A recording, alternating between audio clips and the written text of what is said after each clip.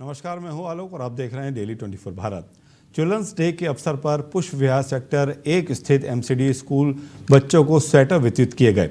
ठंड के मौसम को देखते हुए यह पहल बच्चों की सुविधा और सुरक्षा को ध्यान में रखकर की गई। कार्यक्रम में सामाजिक सेवी अनिल कुमार गुप्ता विशेष अतिथि के रूप में मौजूद रहे। बच्चों को स्वेटर पहनाते हुए उन्होंने कहा कि समाज का हर बच्चा सुरक्षित रहे, गर्म रहे, यही इस कार्यक्रम का उद्देश्य है। उन्होंने आगे कहा कि बच्चों की मुस्कान और उनकी सुविधा किसी भी सामाजिक पहल की सबसे बड़ी सफलता होती है। इस कार्यक्रम की देखरेख स्कूल की प्रिंसिपल मीनू अग्रवाल ने की। उन्होंने बताया कि बच्चों की ज़रूरतों का ध्यान रखना स्कूल प्रशासन की पहली प्राथमिकता है। उन्होंने समाज सेवियों को धन्यवाद करते हुए कहा कि ऐसी पहलें बच्चों में आत्मविश्वास बढ़ाती हैं और उन्हें ठंड से बचाने में बड़ी मदद करती हैं। स्वेटर पाकर बच्चों के चेहरे पर खुशी साफ दिखाई दी। स्कूल स्टाफ ने सभी बच्चों को बारी बारी से स्वेटर वितरित किए और ये सुनिश्चित किया कि हर बच्चे को उसके साइज़ का सही स्वेटर मिले। अभिभावकों ने भी इस सामाजिक कदम की सराहना की और इसे बेहतर मददगार बताया। चिल्ड्रंस डे पर आयोजित ये स्वेटर वितरण कार्यक्रम बच्चों के लिए न सिर्फ यादगार रहा बल्कि सर्दियों में उनकी सुरक्षा के लिए एक महत्वपूर्ण कदम साबित हुआ। 14 नवंबर है, आज बच्चों का दिन है और चिल्ड्रंस डे मनाया जा रहा है सेक्टर 1 पुष्प विहार में, जहां पर समाज सेवी अनिल कुमार गुप्ता जी द्वारा ये कार्यक्रम रखा गया और यहाँ पर बच्चों को स्वेटर डिस्ट्रीब्यूट किए गए हैं। तो बच्चों की जो चेहरे की खुशी है वो आप देख सकते हैं। बच्चों में एक उत्साह है, बच्चों में एक इन्होंने मोटिवेशन दिया है कि आप आगे बढ़े और इस तरीके के आज बच्चों के दिन को इन्होंने सेलिब्रेट किया है। तो क्या कहोगे बच्चे? Happy children day. Sir thank you मुझे ये देने के लिए, आपका बहुत बहुत धन्यवाद। आपको अवार्ड मिला है, कैसा लग रहा है? अच्छा। तो आज चिल्ड्रंस डे है, खुशी हो रही है? Yes sir. और आज चिल्ड्रंस डे है तो हमने सर को रिक्वेस्ट किया, सर ने इतने अच्छे दिन पर मेरे बच्चों को जैकेट्स दी है। I am really thankful to the sir for giving them such a good gesture. और कल इनके कहने पर हमने बच्चों को स्पोर्ट्स कराया था, उनको मोटिवेट करने के लिए सर ने इनको शील्ड्स और सर्टिफिकेट्स भी दिए हैं। सर आपका बहुत बहुत धन्यवाद फॉर दिस। ये एमसीडी स्कूल है, प्राइमरी 5वीं क्लास तक का। यहाँ पे पहले भी मैंने स्वेटर दिए, आज बच्चों को हुडी दे रहे हैं चिल्ड्रन डे पे। बच्चों ने रेस कराया मैडम, बच्चों की रेस भी कराई थी, बच्चों को सर्टिफिकेट दिए, शील्ड दिए और सभी जितने भी बच्चे स्कूल में आए हुए सभी को हुडी दिए है। जितने भी बच्चे हैं 1 से 5वीं तक के सभी बच्चों को हुडी दी है। और हम सोशल वर्क करते रहते हैं, आगे भी कोई और स्कूल बुलाएगा फिर से आएंगे स्वेटर देने या किताब को जो भी चाहिए होता है। यहाँ पे लास्ट बार आया था मैं 2017 में, उससे पहले 2013 में आया था। उसके बाद अभी बुलाया तो अभी दोबारा से मैडम ने याद किया बुलाया तो फिर से अभी आए हैं। आगे भी कभी सेवा का मौका मिलेगा तो जरूर सेवा का मौका मिलेगा तो जरूर आएंगे। और मैडम का, प्रिंसिपल मैडम का, स्टाफ का बहुत बहुत धन्यवाद जिन्होंने मुझे सेवा की। दिल्ली फरीदाबाद को जोड़ने वाला बदरपुर पल्ला रूट हजारों यात्रियों की रोजमर्रा की लाइफलाइन है, लेकिन इस रूट पर बिना परमिट ऑटो का चलन तेजी से बढ़ रहा है।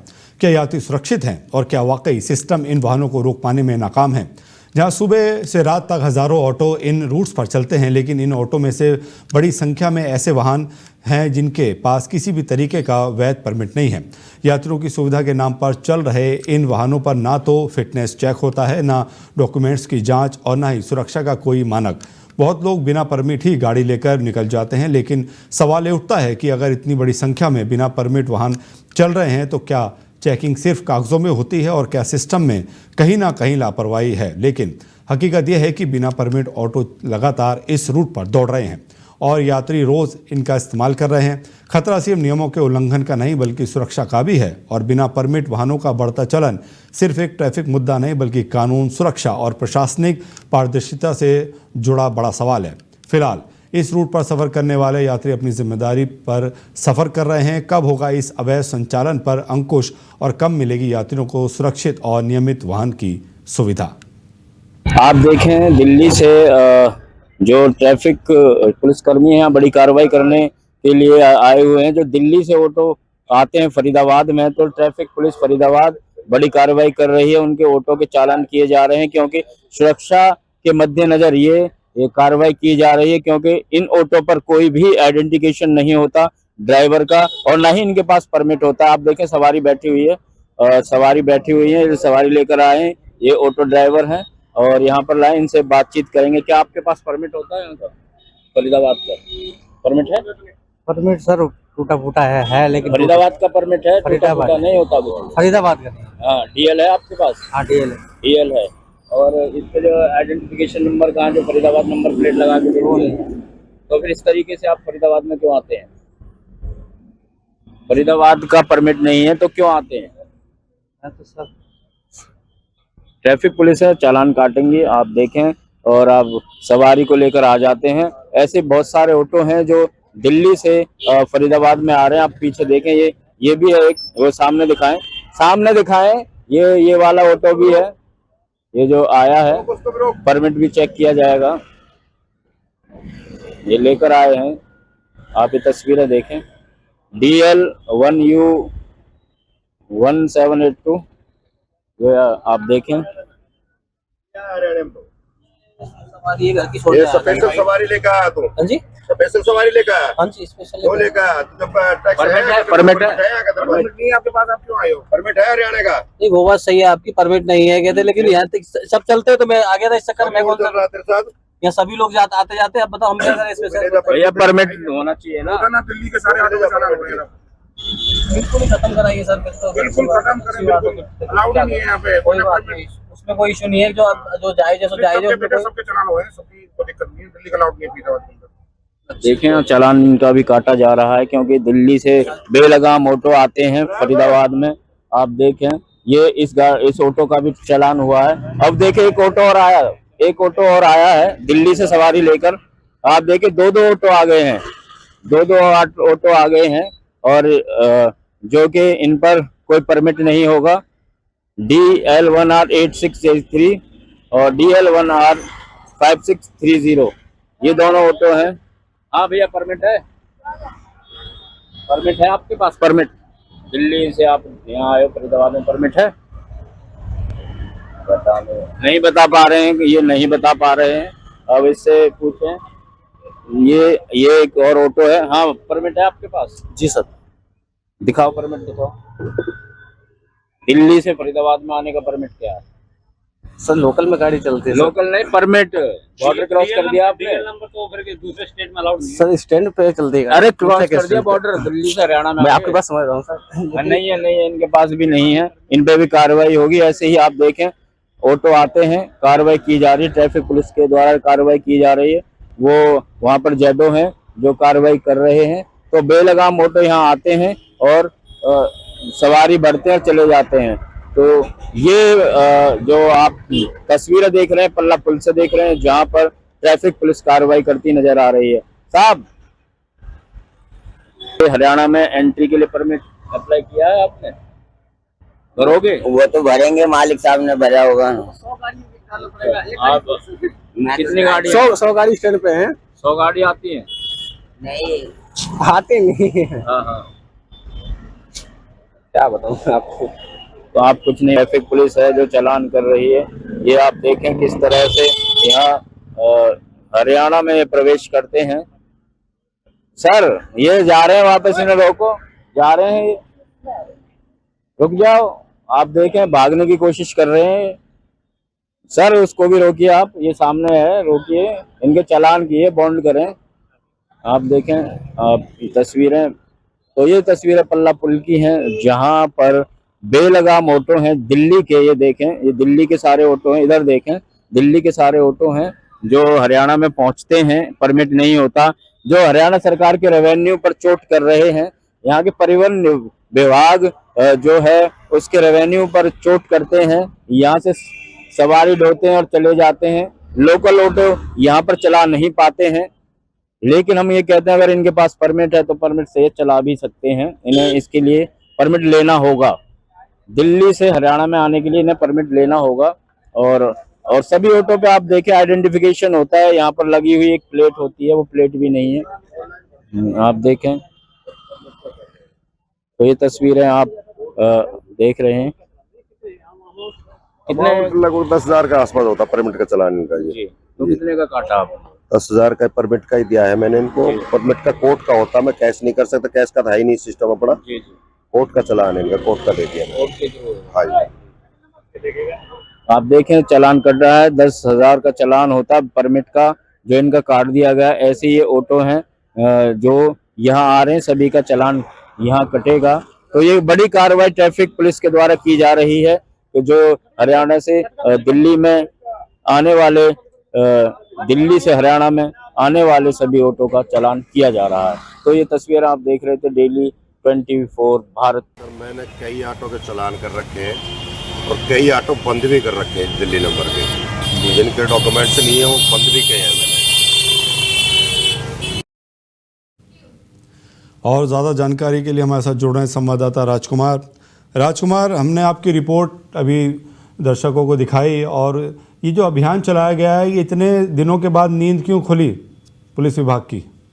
जी सर, जब हमारे द्वारा वहाँ पर रिपोर्टिंग की गई, वहाँ पर एक हादसा पहले हो चुका था जिसे पुलिस आइडेंटिफाई नहीं कर पाई, तो हमने वहाँ रिपोर्टिंग की तो हमारे संज्ञान में भी आया कि जो बिना परमिट के ऑटो हैं जो दिल्ली से लगातार हरियाणा फरीदाबाद में चल रहे हैं और उन पर पुलिस प्रशासन ध्यान नहीं दे रही है। जब रिपोर्टिंग की गई तो वहाँ पर जो संबंधित जेडो हैं उन्होंने कार्रवाई की और जिनके परमिट नहीं है उनके 10,000 के चालान किए और उन्होंने कुछ ऑटो को बॉन्ड भी किया है और चालान भी काटे हैं।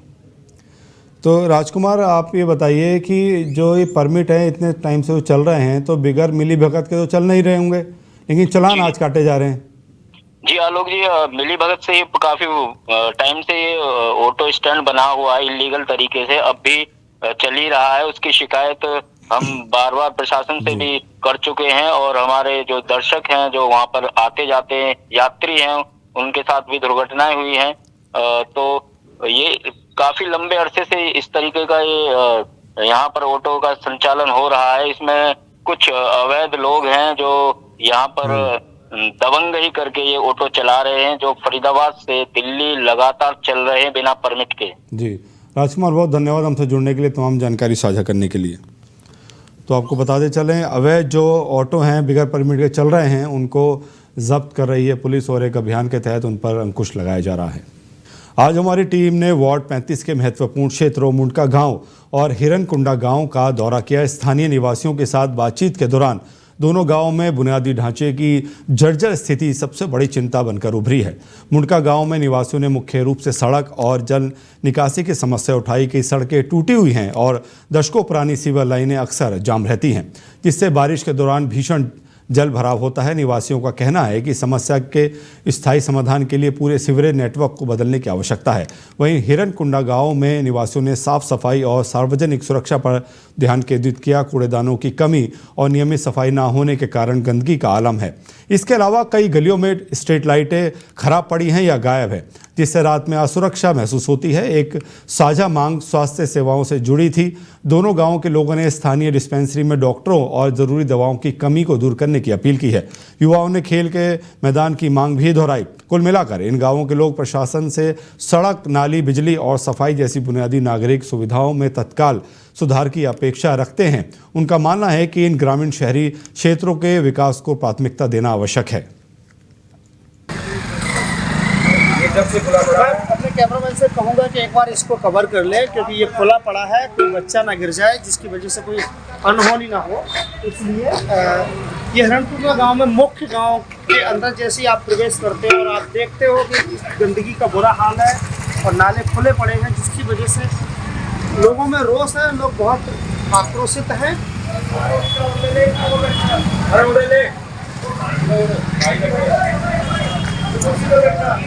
ये सबसे बड़े कार्यकर्ता हमारे आगे, ये हमारे आने वाले नेता ये कम नहीं है, बैठे रहे कि बात है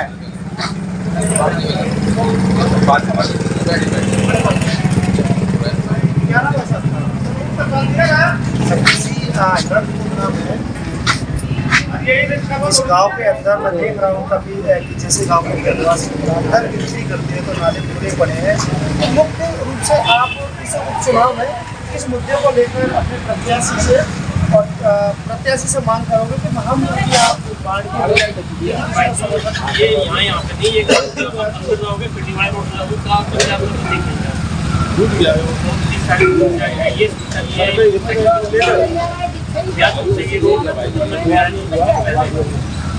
अभी रोड बन गई है, हुआ था सारा खुला पड़ा, तो एक बच्चा बच्चे बाहर जाते हैं तो ट्रैक डाले पड़े हुए, तो क्या समाधान? कोई भी पार्टी आती है, वादा कर देती है, वादा करने के बाद तोड़ दिया तो 2-3 दिन ठीक हो जाएगा, लेकिन आज इसमें जल्द 100 महीना होगा, अभी तक नाली नहीं ढकेगा। अभी इसकी वीडियो जाओ भाई। इसके ये नाले के अलावा और भी कोई समस्या जैसे रोड एमसीडी में एमसीडी पार्षद चुनाव, छोटा चुनाव, पार्षद का चुनाव और पार्षद के चुनाव में ज्यादातर समस्या होती है। छोटे चुनाव में जो होता है हमारा साफ सफाई होनी चाहिए गाँव की, ताकि आग होना चाहिए। भैया ये कोई बड़ी सुविधा नहीं मांग रहे, हमें बड़ी सुविधा नहीं, बड़ी सुविधा देखिए जो पार्षद इससे देखो, ये पार्षद था पहले, ये बहुत बड़ी प्रॉब्लम है। इससे बड़ी प्रॉब्लम कोई है नहीं, सारे नाले खुले पड़े हैं, देखो पूरे गाँव में पूरी बैठ देखो, ऐसा ही मिलेगा गाँव के अंदर मिलेगा। ये आप ये देखिए यहाँ पे क्या ये इसको ना, यहाँ पे हमारा जो जय है ना,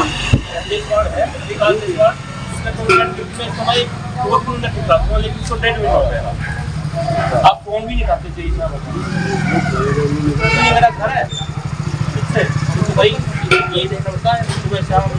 ये तो मैंने अपनी तरफ से तोड़ कर आपकी सारे ये भी खुले होते हैं। अरे मेरे सुबह छुट्टी पड़े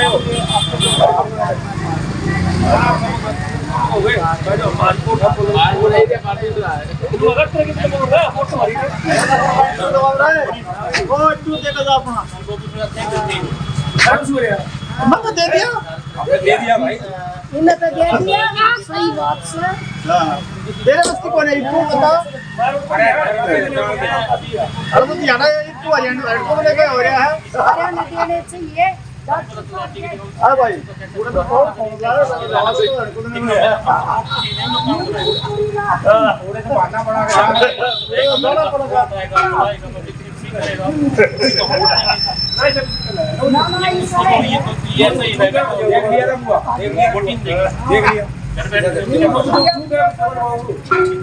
मुकेश जी, ये हिरणपुर में क्या मुख्य मुद्दे हैं जो जी? हमारे को सबसे पहली प्रॉब्लम है ये जो रास्ते हैं हमारे पर पड़े हैं, नाले जो खुले पड़े हैं, इनमें कई बार बच्चे गिर जाते हैं और कुछ होता है। जैसे मेरी बुआ ने कहा, वो ठीक बोल रही थी, लेकिन ये गलत है क्योंकि एक बात बताओ, 3 महीने से ज़्यादा हो गए इसको नाले को फटे हुए, अब तक किसी ने कोई समाधान नहीं दिया। आप कोई तो बता ना, ये पहले से फटे हुए हैं। अब एक ही इलाज इनका, या तो आप ये करवा दो, नहीं तो हम बाईकाट करेंगे इलेक्शन में। बिल्कुल बाईकाट, किसी की वोट नहीं जाएगी, वो हमें बोल रहे होंगे, किसी की वोट नहीं देंगे हम। सही बात, बाईकाट कर देंगे हम। बाकी तो सुबह हम कितने परेशान होते हैं, सुबह हमें पता है हम परेशान होते भाई। एक हमारे को सुविधा चाहिए, एक तो हमारे को पानी तो हमारा चलो आ रहा है, लेकिन ये नाले ढकवा दो यार। कई बार बच्चे गिर जाते हैं, धुंध का मौसम आ गया, ये सड़क देख आज 2 महीने बाद बनी है, थोड़ी सी बढ़ाई है, इतनी बढ़ा के इसको षड्यंत्र रचा दिया, क्या करें। आप अभी जो प्रत्याशी हैं, प्रत्याशियों को जानते हैं? हाँ जानते हैं, क्यों नहीं जानते, इसको बोलो किसके बारे में बताओ। बीजेपी का अपना वो है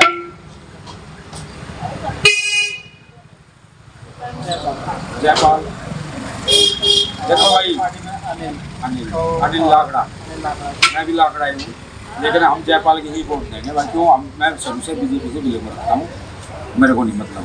आप बीजेपी को वोट देंगे, वो आपका इच्छा है। बाकी आप ये बताइए भाई साहब, मेरा यहाँ से वहाँ तक का काम करवा दो, मन की जितना। देखिए अभी गजेंद्र दलाल जी जो एमएलए हैं बीजेपी से, और वहाँ तक का रोड बनवा दो आप, हमें किसी की जरूरत नहीं है। देखो रोड बन जाएगा ना तो हमें सुविधा हो जाएगी। हिरणकुर्दना गांव में, और ये वार्ड क्रमांक 35 का क्षेत्र पड़ता है। और यहाँ पे ये दराल चौपाल है, जहाँ पर कुछ बुजुर्ग बैठे हुए हैं। आइए इनसे बात करते हैं कि गांव का माहौल किस तरीके से है, और इस बार ये वोटिंग में किसे अपना समर्थन देना चाहेंगे। और बीजेपी सरकार, आम आदमी पार्टी, कांग्रेस, तीनों पार्टियों ने यहाँ पर अपना पार्षद रहा है। यहाँ पर किस तरीके से काम रहे हैं लोग, किससे खुश हैं, इसी बात पे जानकारी करते हैं। तब क्या नाम है आपका? सूरज प्रकाश। सूरज प्रकाश जी, आपको पता है आपके वार्ड में उपचुनाव है? और पता है। हाँ, तो इसीलिए हम ये जानना चाह रहे हैं आपसे कि एमसीडी के कर्मचारी यहाँ पर साफ सफाई के लिए आते हैं या नहीं? आते हैं। बीजेपी सरकार और आम आदमी पार्टी सरकार दोनों के यहाँ पर पार्षद भी रहे हैं, और अभी वर्तमान में जो बीजेपी के पार्षद थे वो एमएलए हैं। तो आप बीजेपी के कार्य से कितना खुश हैं? अब तो काम ना हो रहा, वो जब वो था ना पहले पार्षद, जब तक काम हो रहा था, अब ना हो रहा। अभी काम नहीं हो रहा है। लाइट वाइट की व्यवस्था है? हाँ है, कुछ खराब भी है। सड़कें, नाली, रोड यहाँ पर काम हुआ है? पहले बहुत पहले का हो रही है, अब नहीं हुआ है। ये कब से नहीं हुआ है? ये तो हो गए होंगे 10 साल। 10 साल से यहाँ पे कोई काम नहीं हुआ है? उस समय तो पहले का काम हुआ है। आपके गांव की मेन देखा जाए कि जिस तरीके से साफ सफाई का, नालियों का, रोड, पार्टियों से हमने कह के देख लिया, ये चौपाल तीनों पार्टी, आम आदमी से, बीजेपी से और ये कांग्रेस के टाइम में बनी थी। ये देखो कैसे गिरन लग रही है। ये चौपाल ऐसे ही कोई भी पैसा लगा कर दिन। मैं अपने कैमरामैन से कहना चाहूँगा एक बार इस चौपाल की तस्वीरें दिखाएं, क्योंकि हाँ ताऊ क्या बता रहे थे इस चौपाल के बारे में? इस चौपाल के बारे में ये बताऊं, कांग्रेस ने बनाई थी और आम आदमी भी रह गया 11 साल ना, आम आदमी रह गया, अब ये बीजेपी भी है।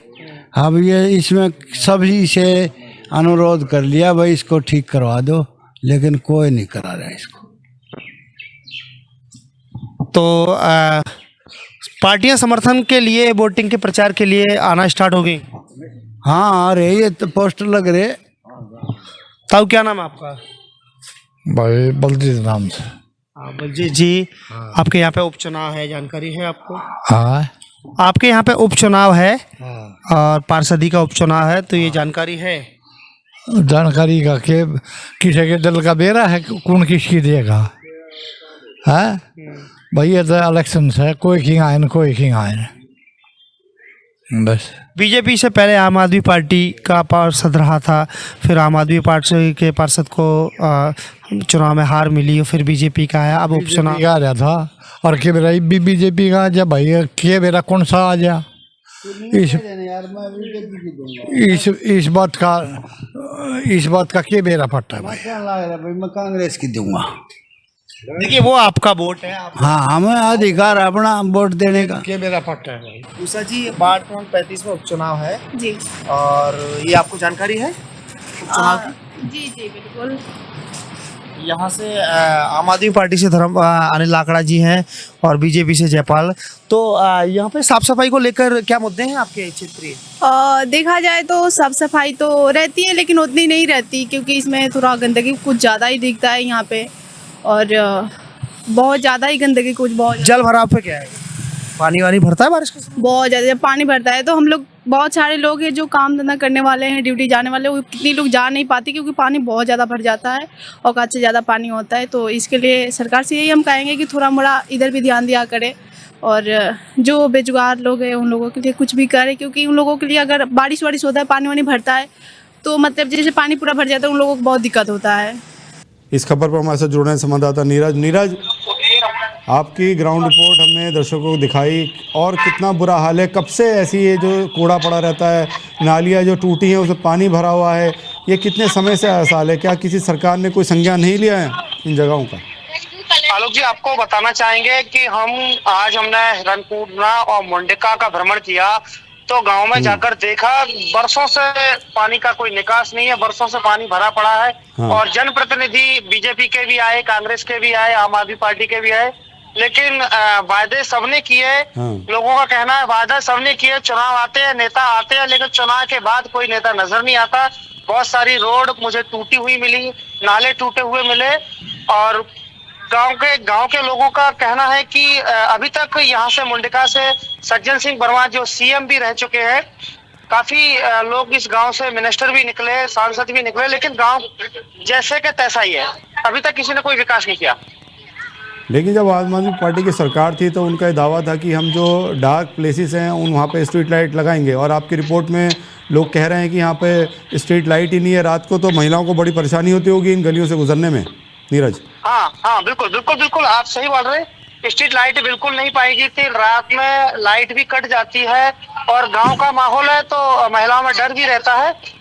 और इसके ये जो नाली का जो आप देख रहे हैं, जो नालियां हैं अभी बनना स्टार्ट हुई हैं, लेकिन उसके बाद भी वो पार्टी नहीं की है, खुला ओपन है। लोगों में ये डर है कि बच्चे सुबह शाम निकलते हैं तो कहीं ना कहीं कोई ना कोई बच्चा हमारा इसमें ना चला जाए, ऐसा कोई हादसा ना हो जाए। सरकार से वो मांग करते हैं। जनप्रतिनिधि अभी आना स्टार्ट किए क्योंकि वार्ड क्रमांक 35 में उपचुनाव है। जी चलिए नीरज, बहुत धन्यवाद हमसे जुड़ने के लिए, तमाम जानकारी साझा करने के लिए। इस बुलेटिन में इतना ही। अपना ख्याल रखिए और देखते रहिए डेली 24 भारत। नमस्कार।